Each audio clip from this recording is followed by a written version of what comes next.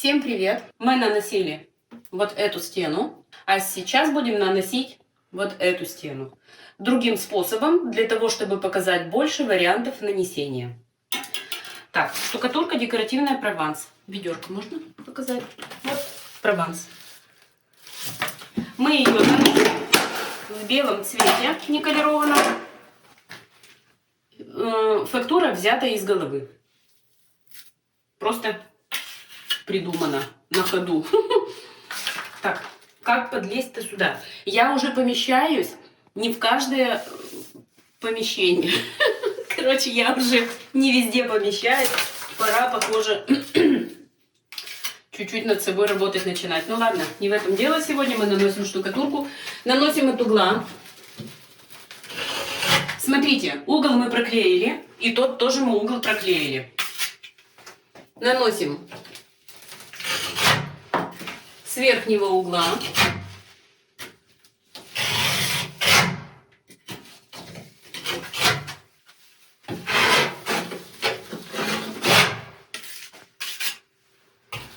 Белая плохо видна, да?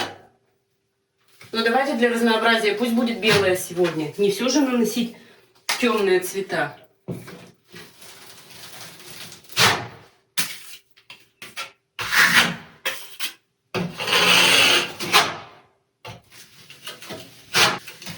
Так, смотрите, что дальше будем делать. Возьмем колеров... Фу, зараза. Туда скинула в колерованную. Дальше возьмем ту же самую штукатурку Прованс, но колерованную. Вот таким образом. Вот таким. Вот таким. И сюда ее тихонечко по диагонали вот так тампуем. В сырую прямо. В сырую прямо тампуем. И кельму счищаем.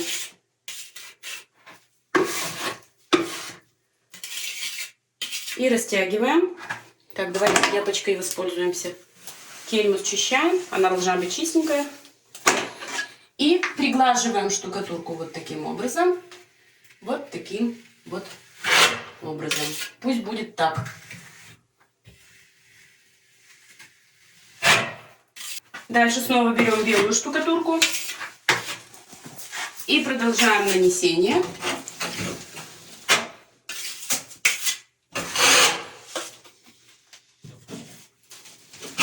Давайте я отойду в эту сторону.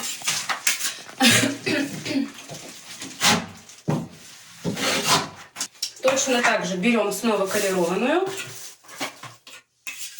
Размазываем по шпателю. Вот так.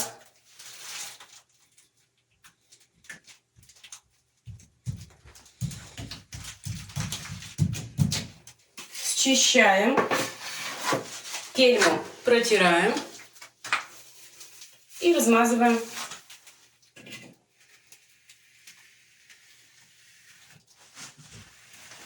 Смотрите, вот. Пусть будет так. Мы снимаем видео для людей, которые хотят самостоятельно нанести декоративную штукатурку. И предлагаем простые варианты. Штукатурку пытаемся разгладить, чтобы она была более гладкая, насколько это возможно. Если хотите добавить куда-то, то можно добавить чуть-чуть вот так. Снова раз. И немножко вот так добавим. Кельму чистим и приглаживаем. Вот так. Так, оставлю. Снова белая. Продолжаем нанесение.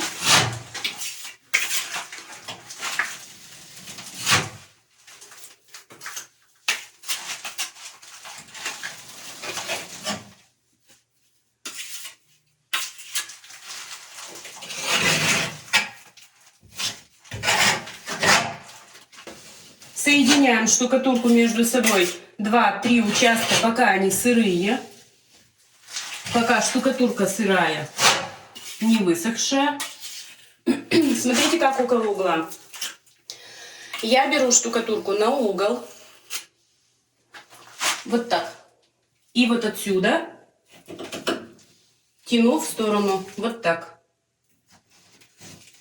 Можно сделать еще вот так. Прислонили и провели. Вот так. Снова штукатурку на кельму, на угол. Снова к углу.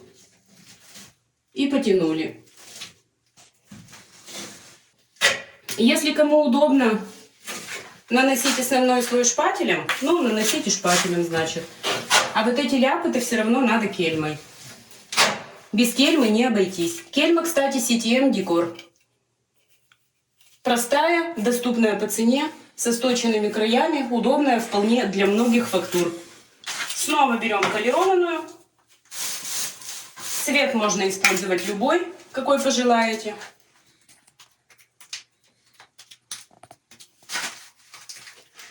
И наносим где-то уже, где-то шире.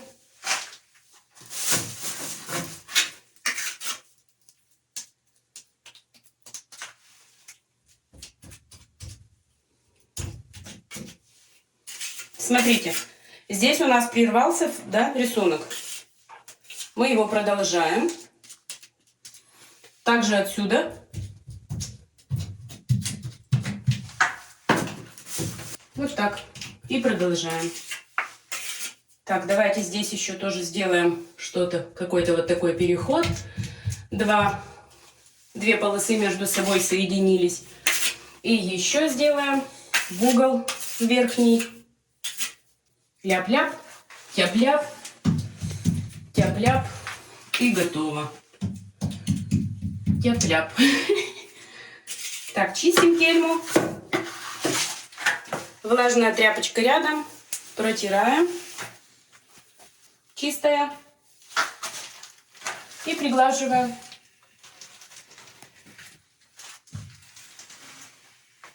Вот так.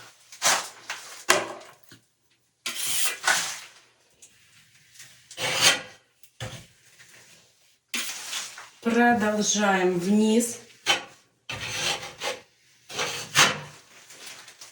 Дальше мы это пригладим, когда она чуть подсохнет. Когда штукатурка чуть подсохнет. А сейчас продолжаем нанесение вниз. В труднодоступных местах, за всякими бычками, раковинами, унитазами, нет никаких волшебных средств. То есть вы либо его снимаете, а потом монтируете обратно, либо вы туда руками с помощью шпателей каких-то длинных, еще чем-то, залазите туда и там наносите. Точно так же, как на стене. Вот смотрите за унитазом. Шпатель. Залазим туда. Вот так. Вот. И никак по-другому. Если мешают пленки, значит убираем. Придется бачок потом помыть в некоторых местах. Вот.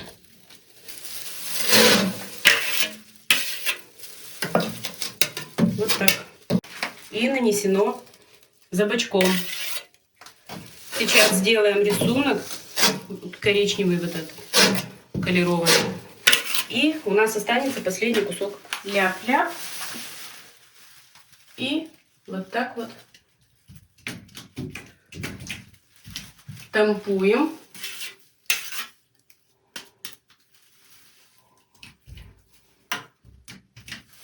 Если хотите за бочком тоже тамповать, то это тоже придется шпателем.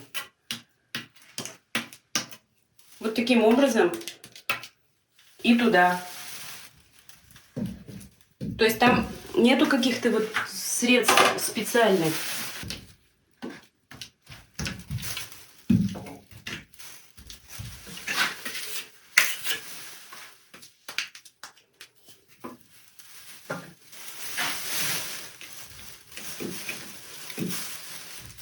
И точно так же наносим последний участок.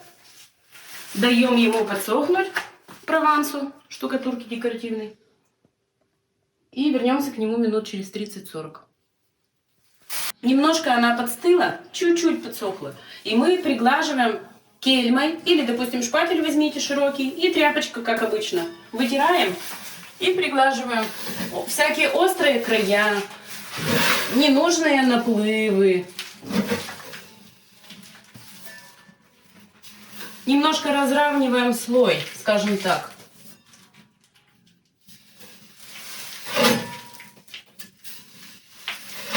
И периодически кельму, шпатель протираем. После этого дадим высохнуть штукатурке сутки и покроем ее защитным лаком. Ленту снимем сразу же, пока сыро. То есть вот мы сейчас прикладем и снимем ленту, не дожидаясь высыхания. Напомню еще раз, что самые сложные места для ремонта — это туалет, ванная комната, кухня и коридор. Вот так вот прямо по очередности. Потому что там мало места, трубы, углы какие-то, ну то есть все время что-то не так. В комнате проще всего, комната всегда легче. За унитазом у нас тоже нанесено, поэтому там тоже приглаживаем. Но вы это увидеть не можете, потому что невозможно туда камеру. Вот смотрите так, можете попробовать увидеть. Ну тогда я не увижу, если вы будете видеть. Вот так. Тоже приглаживаем. Залазим туда шпателем и приглаживаем. Убираем излишки, чтобы не шкурить. Снимаем ленту. Оставим сохнуть, покроем лаком. Все. Подождите немножко, покроем вместе двухкомпонентным лаком. Покрываем лаком двухкомпонентным.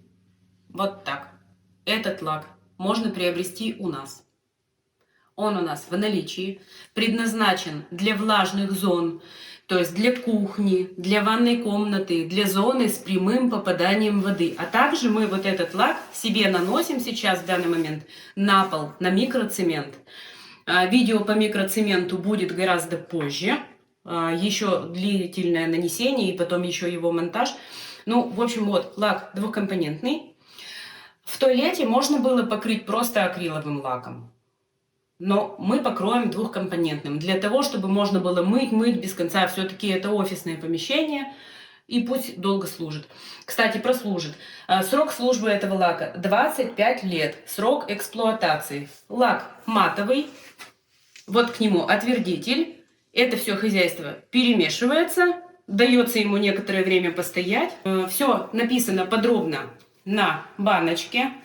Как разводится, что разводится. Здесь у нас 800 грамм лака и 200 грамм отвердителя. На 7-10 квадратных метров вот этого хватает. В 2-3 слоя. 7-10 квадратов. Если площадь большая, значит разводим прямо 1 к 1. А если площадь маленькая, примерно вымеряйте для себя в граммах. То есть какое количество здесь, соответственно, вот это соотношение туда наливаете. Развели лак, дали ему немножко постоять. И с помощью валика просто его накатываем на стену. Накатываем. Размазываем как положено, чтобы не было шубы всякой, шагрени не оставалось, слишком густых стекающих капель, чтобы не было. И все. Таким образом, если это туалет, например, то можно оставить и 1 слой. А если это ванная комната, то 2-3 слоя. Для особой прочности. Время высыхания между слоями. Первый слой покрыли, часа 4 проходит, покрываем второй слой.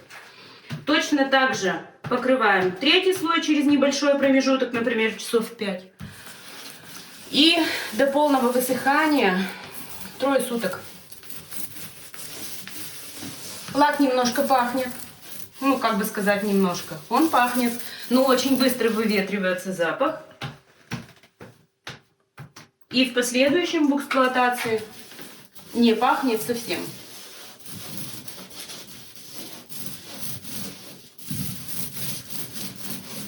Вот так покрывается двухкомпонентный лак.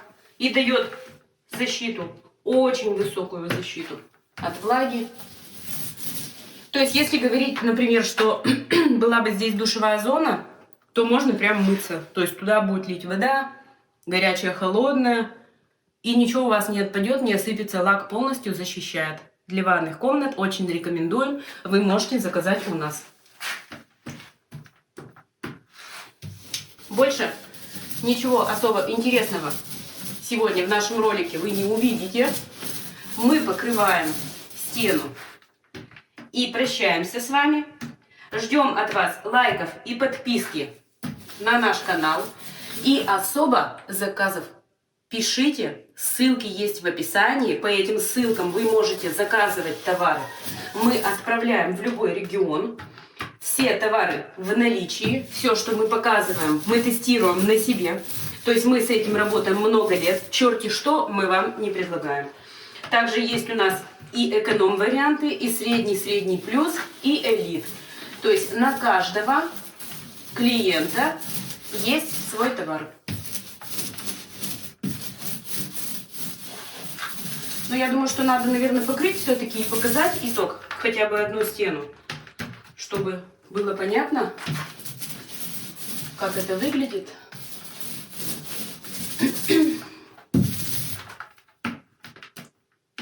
Не какие-то замудренные образцы, а вполне доступные для каждого фактуры.